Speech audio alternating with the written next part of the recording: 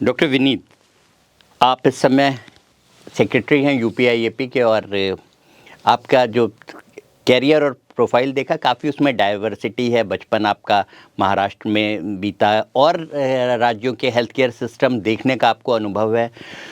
तो यूपी में जो पीडियाट्रिक पॉपुलेशन या बच्चों की रोगों की समस्याएं हैं और उन्हें कैटर करने का जो सिस्टम है, उसमें क्या डेफिशिएंसीज हैं, क्या कमियां हैं?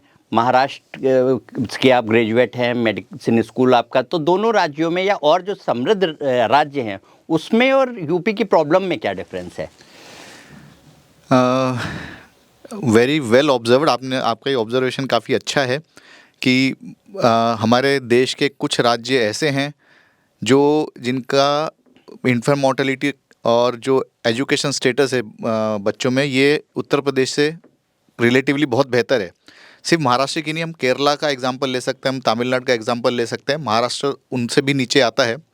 बट अगर हम कंपैरिजन की बात करें दोनों या इन सिचुएशन में, जो मेन फ़र्क है वो है परकोलेशन ऑफ सर्विसेज। जो गवर्नमेंट की सर्विसेज हैं वो समाज में कितने निचले स्तर तक पहुंची हैं, इससे बहुत फ़र्क पड़ता है। जो मेडिकल पॉइंट ऑफ व्यू से समृद्ध देश हम कह सकते हैं, ज़रूरी नहीं है कि वो पैसे ही ज़्यादा हो, बट मेडिकली समृद्ध जो प्रदेश हैं उनमें सबसे बड़ा फैक्टर ये होता है कि जो प्राइमरी हेल्थ सर्विसेज हैं, प्राइमरी हेल्थ सेंटर जिनको हम कहते हैं, वो जो स्कीम है वो काफ़ी डेवलप्ड है।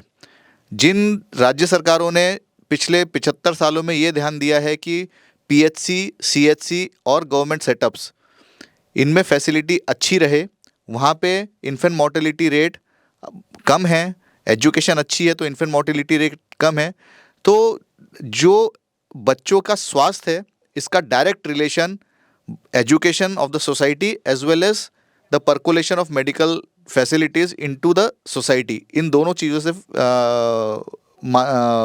फैक्टर करता है।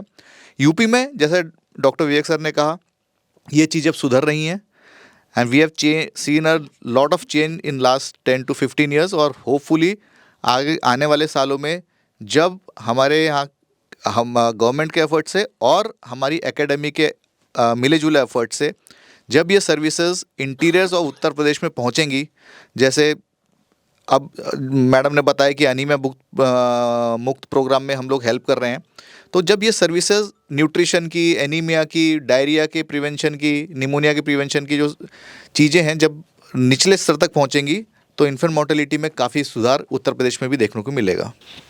उम्मीद अच्छे की करनी चाहिए, और जब सब कुछ सुधर रहा है तो हेल्थ सेक्टर में भी डेफिनेटली यूपी इम्प्रूव करेगा।